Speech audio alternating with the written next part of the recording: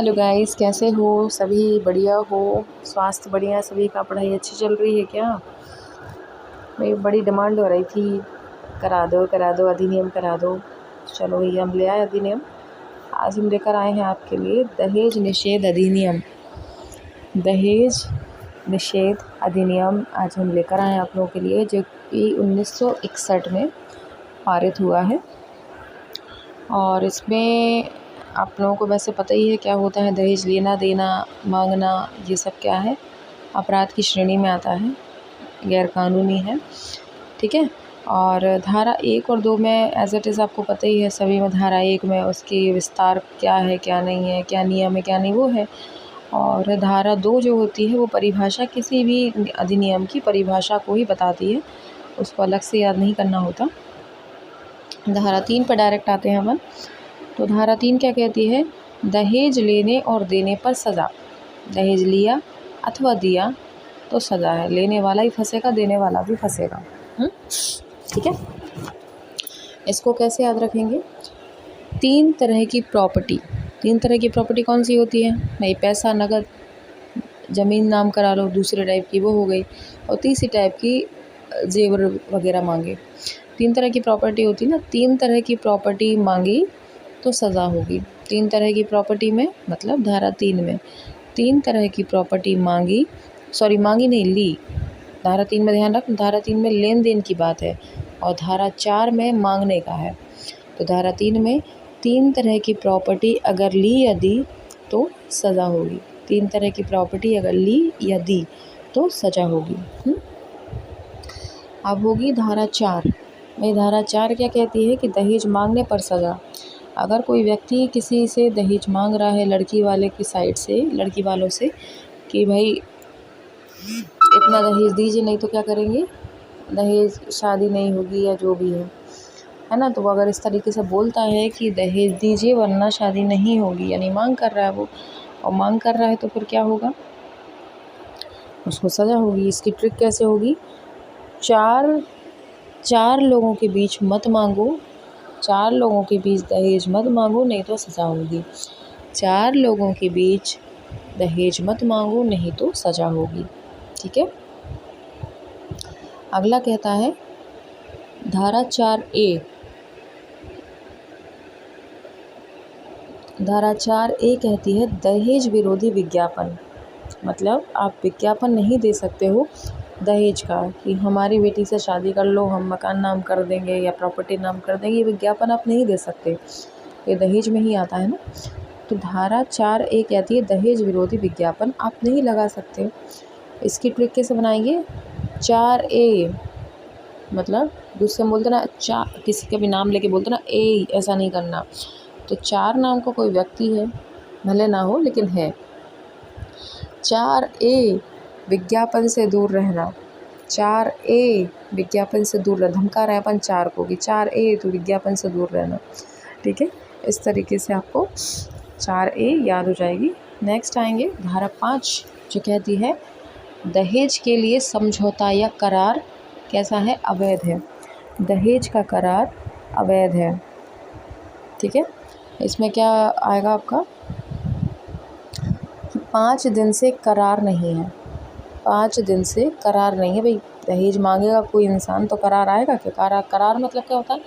एक तो होता है समझौता, एक होता है करार। करार मतलब आराम, सुकून, है ना। तो 5 दिन से करार नहीं आया क्योंकि दहेज मांग लिया भाई लड़के वालों ने दहेज मांग लिया, तो 5 दिन से करार नहीं आया, मतलब धारा 5 में करार नहीं होता। ठीक है। आगे देखेंगे धारा 6। ये कहती है दहेज की वस्तु महिला को सौंपना। मतलब अगर पिताजी ने दहेज दिया भी है, भाई मान लो दहेज या तोहफा जो भी कह लो, और बालिका जो है, लड़की जो है, सक्षम नहीं है उसको रखने में या ले जा नहीं पा रही है किसी भी कारण से, ट्रांसपोर्ट की प्रॉब्लम है, जो भी इशू हो, ये लड़की बालिग ना हो, संभालने के योग्य ना हो, और पिताजी ने जो है ससुराल वालों को दे दिया कि भाई किसी भी रिश्तेदार को कि लो आप उसको दे देना, पहुंचा देना उसके यहाँ, तो वो दहेज कितने टाइम में उसको पहुंचाना होता है? 6 महीने में उसको सौंपना होता है। वैसा तो 3 महीने का है, मिनट में डेटा और कंफर्म कर लूँ। इसका वैसे 3 ही है। धारा 6 धारा ही गोल हो गई, पता नहीं कहाँ चली गई। हाँ, फायदे के लिए होना। 1 सेकेंड रुकना। हाँ, 3 महीना मैंने कहा था 3 महीना है, लेकिन अपन इसको डबल करेंगे क्योंकि हमको तो ट्रिक बनानी है भाई। तो 6 महीने में उसको, वैसे 3 महीने है लेकिन हम उसको डबल टाइम दे रहे हैं अपनी तरफ से कि लो भाई 3 महीने और ले लो तुम। तो 6 महीने में लड़की को दहेज सौंपना, क्योंकि धारा 6 है इसलिए हमको बनाना पड़ेगी। और वैसे आप अपने नॉलेज की याद रखना, 3 महीने में उसको देना होता है। ठीक है, दहेज की वस्तु 6 महीने में बच्ची को सौंपना। ठीक है, 6 महीने में, यानी धारा 6। आगे आएंगे, धारा 8 क्या कहती है। धारा 8 कह रही है कि दहेज अपराध गैर जमानती और संज्ञेय अपराध है। गैर जमानती कैसा होता है, मतलब इसकी अगर एक बार अरेस्ट हो गए तो बेटा जी फिर ज़मानत नहीं मिलेगी। और संज्ञेय यानी कोई वारंट नहीं, कुछ नहीं, कोई जांच पड़ताल नहीं, सीधा अरेस्ट। तो दहेज अपराध कैसा है, गैर जमानती और संज्ञेय अपराध है।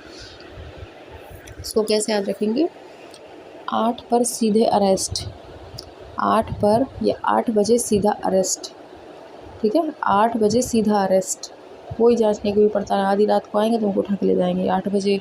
वैसे आधी रात नहीं होती है, रात हो गई, उसको पकड़ा जिस भी हालत में है बंदा लेके चलेगा उसको। तो 8 पर सीधे अरेस्ट, या 8 बजे पूरे सीधे अरेस्ट।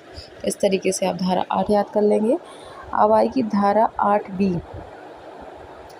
अब ये तो 8 थी धारा, अब आएगी 8B। इम्पॉर्टेंट है ये भी, कि दहेज निषेध अधिकारी की नियुक्ति। दहेज निषेध अधिकारी की नियुक्ति। अब इसको कैसे याद रखेंगे 8B से, इसको याद करेंगे हम लोग कि 8वीं पास अधिकारी की नियुक्ति। 8वीं पास अधिकारी की नियुक्ति, भैया 8वीं पास है लेकिन देखो उसे अधिकारी बना दिया। तो 8वीं पास अधिकारी की नियुक्ति, ऐसे हम याद कर लेंगे इसको। ठीक है, दहेज अधिकारी की नियुक्ति, ऐसा लगा लें तो कौन सा अधिकारी, कंफ्यूज हो जाओगे। तो 8वीं पास दहेज अधिकारी की नियुक्ति। ठीक है, आगे देंगे धारा 9 कहती है कि दहेज निषेध अधिकारी का कर्तव्य। दहेज निषेध अधिकारी का कर्तव्य, तो उसको कैसे याद रखेंगे कि अब देखो भाई हमने तो अधिकारी से बोल दिया ये अधिकारी तुम्हारा ये कर्तव्य है। अब वो उसको क्या समझ आएगा, 8वीं पास हैगा, पढ़ा ना लिखा, उसको क्या समझ में आएगा, तो कहेगा नो अधिकार, नो जिम्मेदारी। क्या बोलेगा वो, मेरे पास नो जिम्मेदारी की आती ही नहीं है, कैसे समझा पाएगा, वही पढ़ा लिखा हो तो रिजॉल्व करेगा प्रॉब्लम। अब वो खुद ही 8वीं पास है तो वो क्या बोलेगा, मेरे पास नो जिम्मेदारी, मतलब 9 में अधिकारी की जिम्मेदारी है। ठीक है, इस तरीके से याद करना आप। सारी धाराएं हमने इसकी देख ली दहेज निषेध की। अब आगे हम और भी देखेंगे, एक एक करके सारी ख़त्म करेंगे। और ये वाली आपको कैसी लगी शेयर कीजिएगा, बताइएगा मज़ा आया नहीं आया। 1-2 बार और रिपीट कर लेना, आसानी से याद हो जाएगा। कहो तो मैं ही करा दूँ, अभी टाइम भी है थोड़ा सा। ठीक है, तो धारा 3 में क्या है, दहेज लेने और देने पर सज़ा है। तो हमने ट्रिक क्या बनाई थी, 3 तरह की प्रॉपर्टी ली अगर तो पकड़े जाओगे। धारा 4 में है दहेज मांगने पर सज़ा, ये 4 लोगों के बीच में मत मांगो, 4 लोगों के बीच में दहेज मत मांगो नहीं तो सज़ा। फिर आई धारा 4A, दहेज विरोधी विज्ञापन, यानी दहेज विरोधी विज्ञापन नहीं लगा सकते। तो ट्रिक क्या बनाई थी, 4A, विज्ञापन से दूर रहना। A4 या A4 बोल दो, 4A बोल दो, धमकाना है तुमको तो A4 ऐसे बोल दो, 4A थोड़ा सा अलग लग रहा है, A4 विज्ञापन से दूर रहना। ठीक है, अगला है धारा 5, समझौता दहेज के लिए अवैध है, मतलब दहेज के लिए समझौता या करार अवैध है।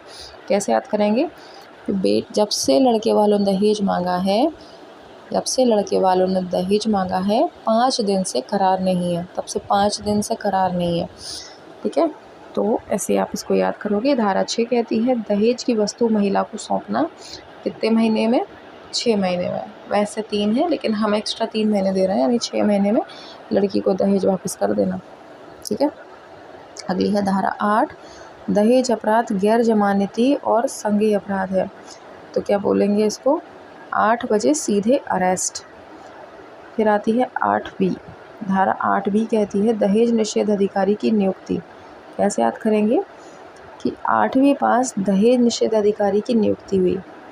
8वीं पास दहेज निषेध अधिकारी की नियुक्ति हुई। इसके बाद धारा 9 आती है जो कहती है दहेज निषेध अधिकारी के कर्तव्य हैं। लेकिन क्योंकि वो 8वीं पास था, पढ़ा लिखा तो था ही नहीं, तो कहता है मेरे पास नो जिम्मेदारी, मैं कोई जिम्मेदारी नहीं उठाऊंगा, नो जिम्मेदारी, मुझे कुछ आता ही नहीं तो मैं क्या उठाऊंगा। ठीक है, तो बड़ी आसानी से हमने दहेज निषेध अधिनियम को कंप्लीट कर लिया। बहुत मज़ा आया भाई, मुझे तो पढ़ाने में मज़ा आ गया, तो पढ़ने में कितना मज़ा आया होगा। ठीक है, तो भाई बने रहिएगा। ट्रिक्स से अगर आपको पढ़ना है इसी तरीके से तो भाई ज़्यादा से ज़्यादा सपोर्ट दिखाओ।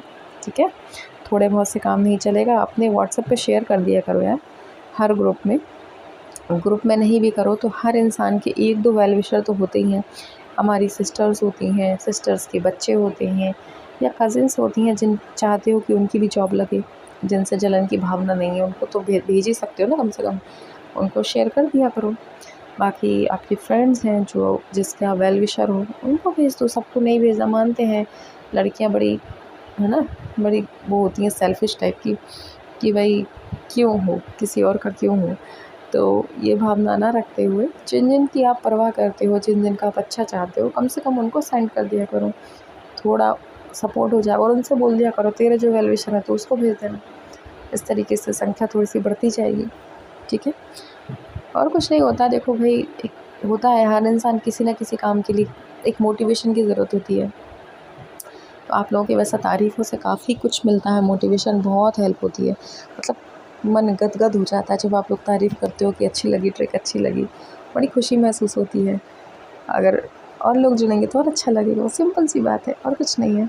ठीक है, आप लोग थोड़ा सपोर्ट और दिखाओगे तो और अच्छा लगेगा।